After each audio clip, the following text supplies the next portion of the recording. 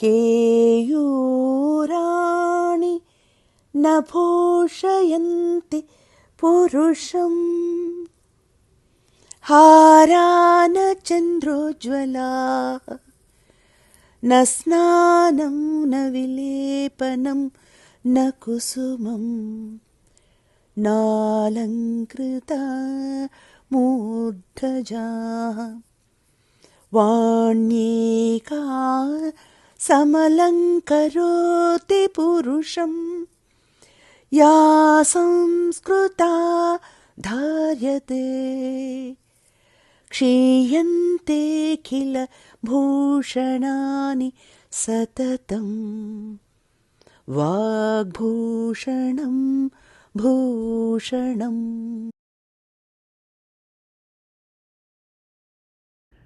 శృగాలః శృగాలవత్యేవ భవేత్ వ్యాఘ్రవేషధారణం న ధారయేత్. శృగాలః అంటే ఫాక్స్, నక్క. వ్యాఘ్రః అంటే పులి. డిస్క్రిప్షన్లో పీడిఎఫ్ పెడతాను, అది ఓపెన్ చేసుకుని మీరు అది ప్రింటౌట్స్ తీసుకున్నా పర్వాలేదు, లేకపోతే అలాగే చదువుకున్నా, ఎందుకు ప్రింటౌట్కి డబ్బులు వేస్ట్.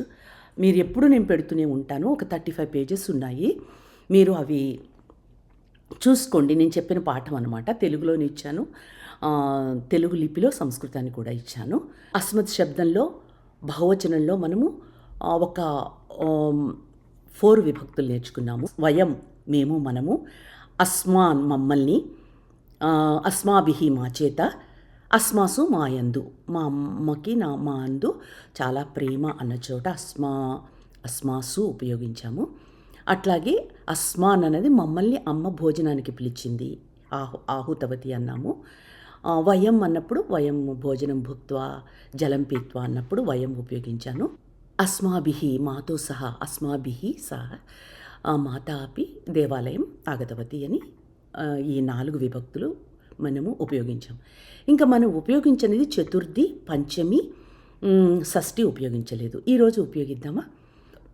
మేము ఒక మంచి ఇల్లు కట్టుకోవాలని ఆలోచించాము, కానీ బిల్డరు మా దగ్గర చాలా డబ్బులు తీసుకుని పని మధ్యలోనే వదిలిపెట్టేసి వెళ్ళిపోయాడు. దానివల్ల మాకు కొంచెం బాధ కలిగింది. మా ఇల్లు ఒక స్వప్న గృహంగానే అయిపోయింది. దీన్ని మనం ఈ మిగిలిన 3 విభక్తుల్ని ఎట్లా ఫామ్ చేయాలో చూసుకుందాం. వయం ఉత్తమం గృహం ఆర్ నిర్మితుం చింతితవంతః స్మ, కింటు నిర్మాణకర్త అస్మత్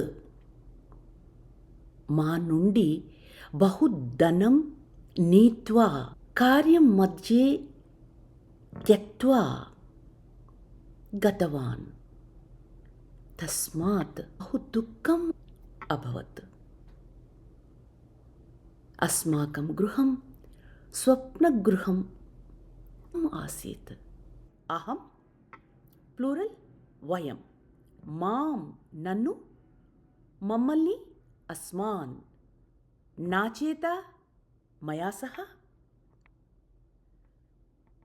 అస్మాభిహి నా కొరకు మహ్యం, మా కొరకు అస్మభ్యం, మత్తః నా నుండి, అస్మత్ మా నుండి, మమ నా యొక్క, అస్మాకం మా యొక్క, మయి నాయందు, అస్మాసు మాయందు.